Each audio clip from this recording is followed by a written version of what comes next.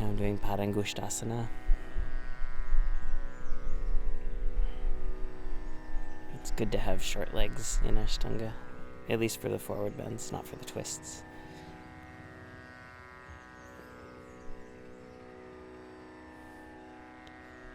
And Padastasana, Ekam, inhale, Dve, exhale is the state of the asana. Nabi Drishti. It's good to learn the vinyasa count and the names of the poses. You're probably not doing the practice right until you know those things.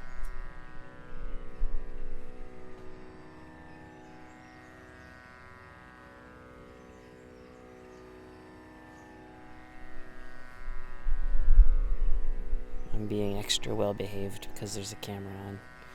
But when I'm practicing, I'm trying not to do any extra movements, things that I don't need to do to get into the posture. So I'm trying to make my vinyasas as straight a line as possible, no side trips.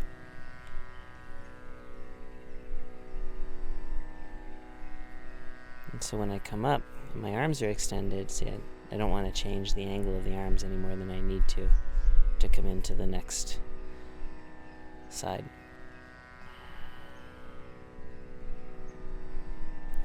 And then once you get in the pose, it's important to look as muscular as you can.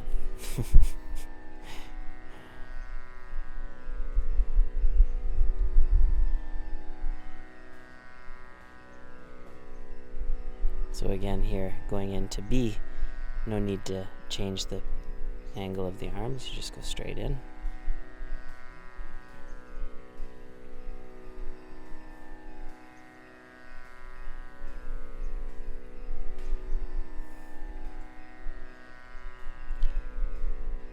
And even the position of the feet, see when you come up, inhale, you go back to that parallel, and then exhale, only the left side changes.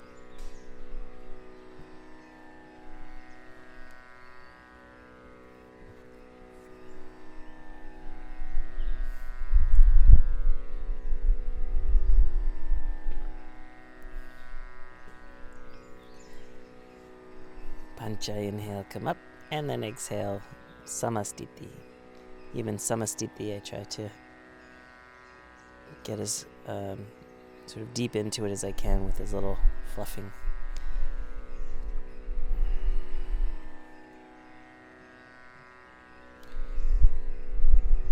Uttita Parshvakonasana, extended side angle pose.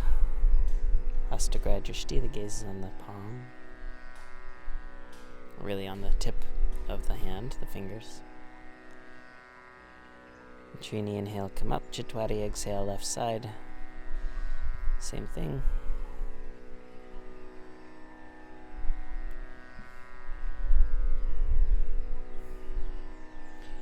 Looking for the nice straight line across the, in this case, the right side of the body.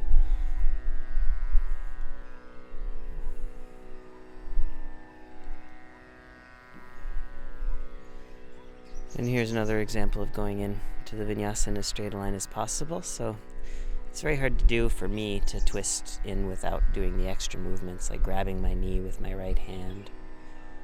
But I keep trying to polish my vinyasas, practice them, so that I don't get into these habits of kind of fussing around to get in. So here, even though I might not end up as deep into the posture, I try to just go straight in on the correct exhale.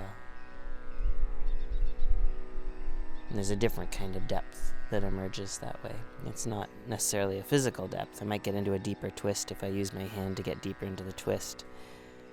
But I stay with the concentration, the focus, and the flow, and I cultivate non-attachment that way as well.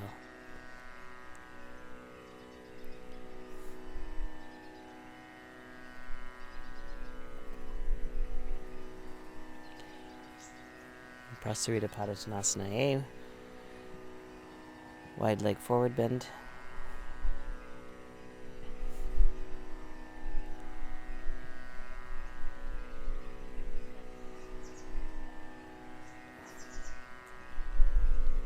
Even here, I try to stay active through my body, so I'm using the arms and the legs as much as I can, even though, it's a good chance to rest. If you're flexible enough to get the head on the floor, it's easy just to release, but better not to release into the poses. Try to distribute the work through the body. Sometimes you have to find the work. It's not obvious.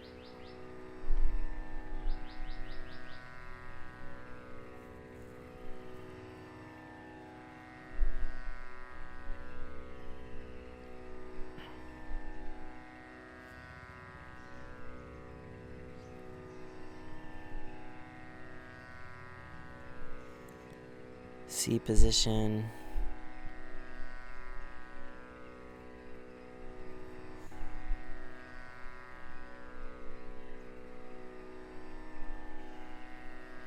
Stretching the shoulders.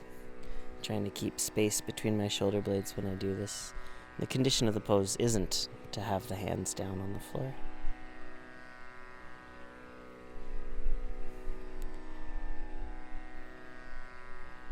It's good to understand what the conditions of the posture are. Sometimes we get confused by different cues that are brought in by I don't know where actually they come in, but I was always taught originally to get my hands on the floor and assisted that way, but I noticed that my teacher never ever gave me that assist in Mysore. It was only a kind of a Western thing.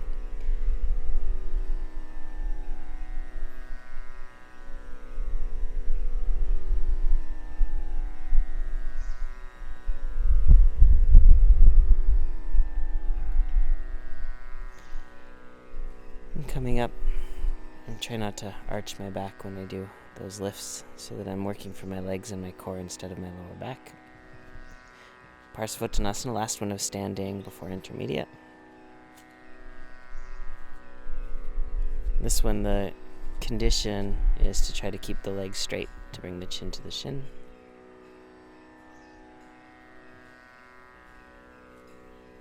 And the drishti is on the foot, padagraya.